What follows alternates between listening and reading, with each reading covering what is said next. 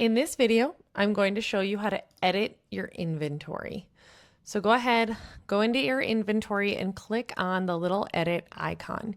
You can change any quantities that you have, and again, it is tied to that week that it is available. So go ahead and edit it. Another thing that's really popular is this hide from Florists button.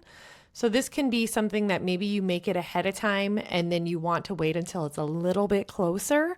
So for example, if you plan a week, maybe you want to just make sure that it's ready to go.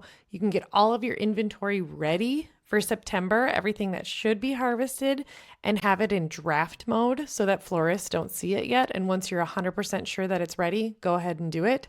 It's not going to let you do it unless you enter a price. So I couldn't actually, and I wasn't going to do it for the sake of this video, but if you enter the price for everything, then that would show up under that week. And then you can just go ahead and make it public, but you can put it in draft mode. And then I also want to point out that expired data, it still just shows up on your crop plan.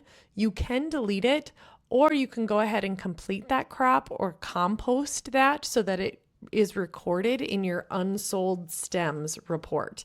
So make sure that as you're doing that, you're just keeping this inventory updated. Otherwise, the thing that we do recommend is the wish list.